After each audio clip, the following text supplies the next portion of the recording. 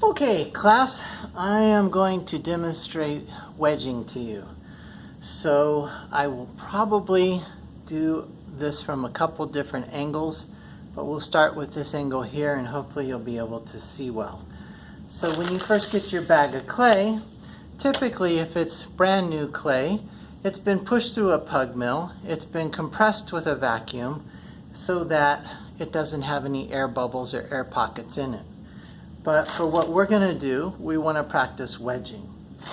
So you're going to go ahead and open up your bag of clay, and you're going to pull the clay down and expose a couple inches of your clay. Then if you have a clay cutter, or if you have some fishing line, or in this case, I'm just using some string. I'm trying to make this as easy as I can for you, because I know you don't have tools. If you don't have string or fishing line, you can always just grab a chunk with your hand. It's a little harder to work that way. But if you have some string, just go about an inch or two below and then go ahead and pull the string through and cut off a piece of clay. Okay?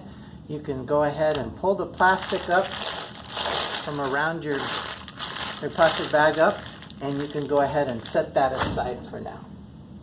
So, now what we're going to do is we're going to wedge our clay. And wedging our clay helps to get rid of air pockets in the clay, if you happen to have any. It also helps to make the clay the same consistency. So sometimes when you get bag clay, it's a little softer. Sometimes it's a little firmer. It just depends on how it comes from the clay supplier. But as you're using your clay and as you're putting it back in the bag, scraps and pieces and so forth, sometimes excuse me, it's not the same dryness level or moistness level. So we want to wedge it so it's consistent throughout. So when we wedge it, it's kind of like kneading dough if you've ever baked and you've ever kneaded dough. We're going to go ahead and set our clay here in front of us. We're going to use the palms of our hands, not our fingertips. If we use our fingertips and we squeeze in, we're actually creating pockets that can hold air. So what we want to do is actually use the palms of our hands. It's easier for me to do when I'm standing up, and what you're going to do is put your palms of your hands right on top of the clay. You're going to press down with your body weight and then pick the clay back up again. So if you keep these hands kind of wrapped around it, as you press down, you can pick it right back up. Press down, pick it right back up. So do this a little slower using the palms. Put them on top, wrap your fingers around the edges and in the back, press down and forward, pick it back up. Press down and forward, pick it back up. And you're just going to do this until you become more comfortable, or you can start to pick up a little bit of speed. Okay?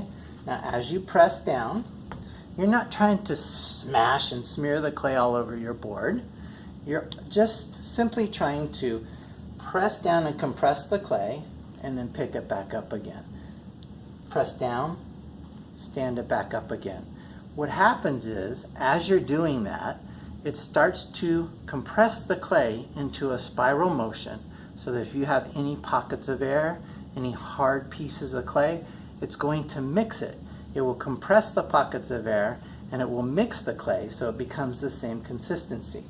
So this method, a lot of times you'll hear it referred to as the ram's head method. And basically, you're pressing down, and because you've got these palms of your hands pressing in, it almost looks like eye sockets on the head of a skull of a ram's head. And you know, you can imagine there's your eye sockets and it's some sort of alien or a ram's head. So as you get better with it, you can go a little bit faster and smoother. But to start with, and your board will like to slide on you, but to start with, just remember, keep your palms here on top and your hands wrapped around it, and then press down, bring it back up. Press down, bring it back up. The mistakes that I see students make in the past is they press down, and then instead of picking it back up, they move their hands back here, and they press this way, and they just kind of keep rolling it forward. We don't want to roll it forward. We want to get it to spiral or fold into itself so that it will compress the clay and mix it. So just again, reminder, press down, pick it back up towards you. Press down, pick it back up towards you. Now as you work on your board or your surface, it will pick up the moisture of the clay. And so what will sometimes happen is your clay will want to stick to the surface. If that happens, just move it to a drier spot on your board, or move your board around, or flip your board over if you need to. It's okay if it sticks a little bit. I find that it sticks less if you keep your hands here and you do this all in one motion and bring it back up. Then you don't have a problem with it sticking. If you push it down and you leave it sit there for a while and you're smearing it all over your board, then it's going to cause it to stick to the surface. Okay? So again, this is called kneading or wedging your clay. And we do this to compress the clay and to mix it. Now there is another way you can do it. It's called kind of the conch or seashell or spiral wedging. And instead of keeping your hands on top, you kind of place them on the side and you're pressing down, and when you pick it up, you spin it a little bit. Press down, spin it. Press down, pick it up and spin it. Press down, pick it up and spin it. It's accomplishing the same thing as the ram's head method, but it's just going from a slight angle and you're spinning it as you pick it up. And you can see it starts to spiral and fold over and it looks kind of like a conch shell. And so either way is fine. You can practice both, but if you want to just stick with a good old simple one and not have the little twist in there, just go with the ram's head and it'll be just fine. So what I would like to see you do is practice this for a few minutes, get the hang of it, and then take your clay cutter, whether it's string, fishing line, or if you had a knife you could cut this in half, but take that and go ahead and cut this open in half and take a look at it. So we don't see any pockets of air. So for the practice of this, I'd like you to take a pencil or something that has a tip and press into it and make a bunch of pockets of air. Then we're going to go ahead and put these two pieces together and we're going to go ahead and wedge them.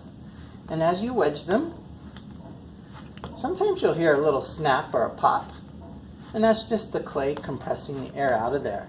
You can turn your clay if it starts to basically squeeze out all in a long shape. You can just stand it up and turn it and adjust it. But we want to go ahead and wedge our clay, and if we wedge it well enough and long enough, it should compress all those little air pockets that we just put in there with the pencil. And we'll just keep working that. A few more minutes, see how we've done. We're going to cut it open and see if we've gotten rid of all those air pockets. So again, it's just press down, pick it back up. Press down, pick it back up. Press down, stand it up towards you. Press down, stand it up towards you. Okay? And if you do this standing up, I think it's much easier than to try and do it while you're sitting down.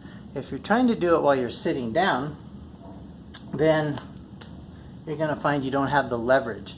If you can get on top of it, so to speak, press down, pick it up, press down, pick it up. Okay? So then, if we go ahead and we cut through this, we don't have any pockets of air. So we've done a good job. So at this point, this clay is nice. It's mixed together well. It doesn't have any pockets of air. It feels like it's the same consistency. And we are ready to actually use this for our first project to make a slab with. So I'm going to go ahead and stop this. I'm going to lower the camera and come from a different angle.